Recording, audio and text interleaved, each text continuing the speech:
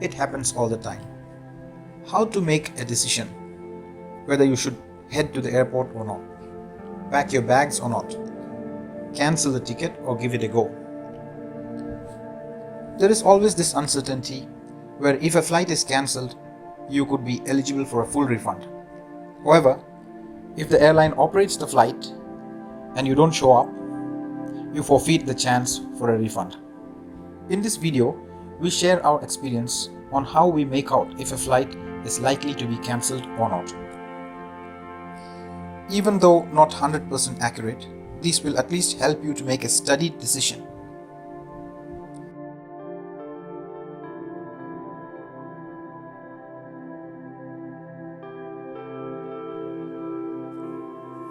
Flight Radar is a very useful application available on iStore and Play Store.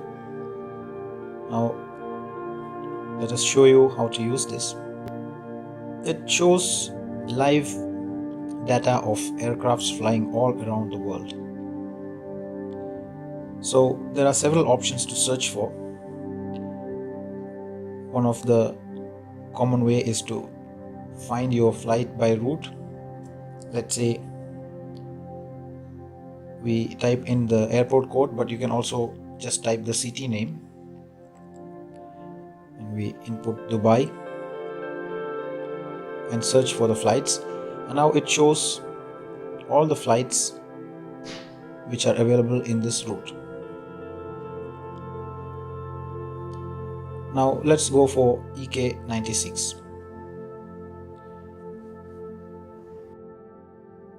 As you can see here, from March 6th to 8th, there is a green color which shows that the service was completed on time.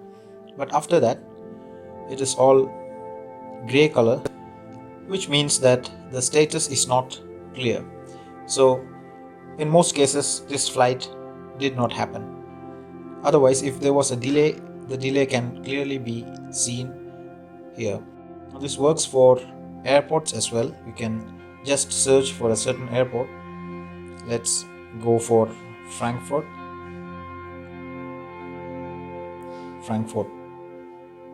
FRA, and you can see the arrival board, departure board, etc. If we see the arrival board,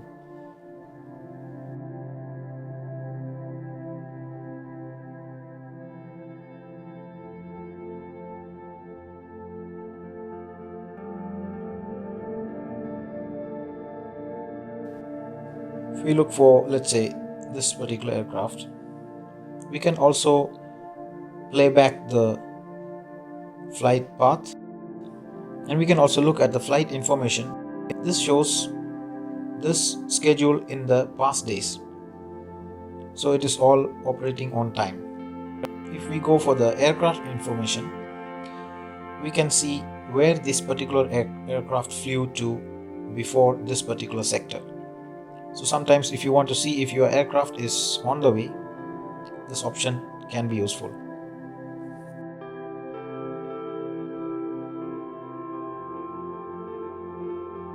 FlightStats is another useful application. One of the most useful functions here is to get a display of whether the flight is cancelled or not. We can search by flight, by airport, and by route. Now let's look at, for example, Doha Airport, and let's say Qatar Airways departures. So we can see here which flights are cancelled between 1 to 2 p.m. We'll just change the time to get updated information. So all these flights appear to be on schedule. Now if we need, we can just go here and check. So it shows scheduled on time, which means that it will probably materialize.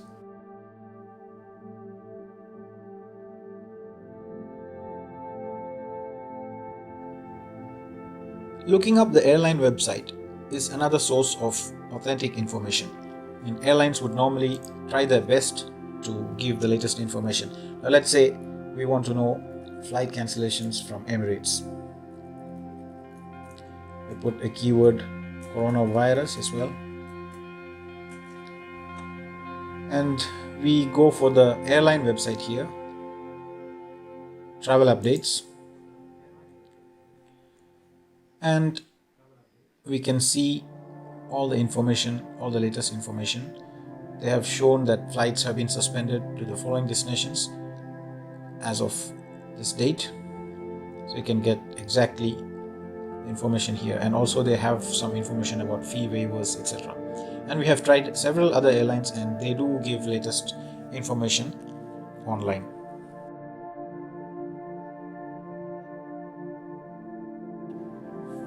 Another option worth trying is to look at the airport websites, where they will have the latest departure and arrival information. So now let us look for Rome Airport. Now there are two airports in Rome, so we'll go for Fiumicino as an example. And we have here flight arrivals and departures. So if we look at the departures, we can see this is for today, but you can choose tomorrow's date, etc. And several flights have been cancelled or delayed. Some are scheduled, some are on time, and so on and on. So this is a good way, but not every airport website is available and not every airport website is up to date either. Social media accounts of airline is an authentic way of getting the latest information. For an example, let's look up Lufthansa's Twitter account. For this, you don't even need a Twitter account, just